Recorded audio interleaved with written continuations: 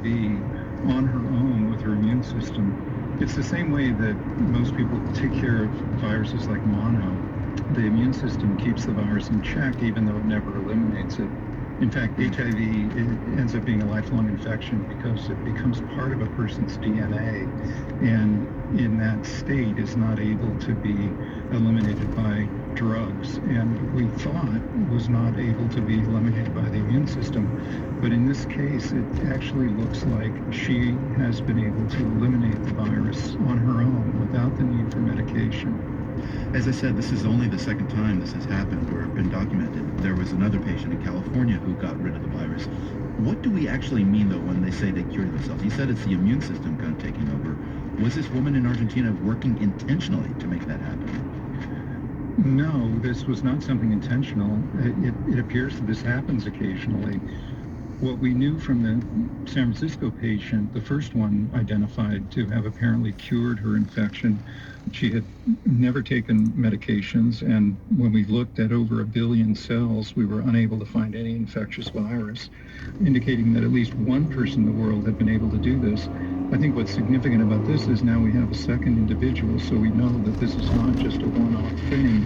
In both cases, the evidence suggests that it's their own immune system, in fact, a particular kind of immune cell that is likely causing the virus to be eliminated, not just from the bloodstream, but also from the DNA.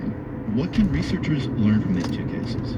Well, I think what we can learn from these two cases is that what we know is that in at least two individuals, we have seen elimination of infectious virus, and that shows that that is possible. And as we understand how their immune systems are functioning, we can try and replicate their kind of immunity in other individuals to see if we can actually get other people to not just control the infection without drug therapy, but also potentially eliminate the virus altogether.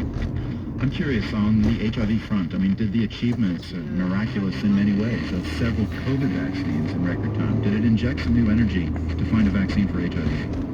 I think in terms of a vaccine for HIV, that has remained elusive. And in fact, during the COVID pandemic, clinical trial that we were involved in with a test of a vaccine for HIV didn't work, but that same vaccine platform worked for COVID.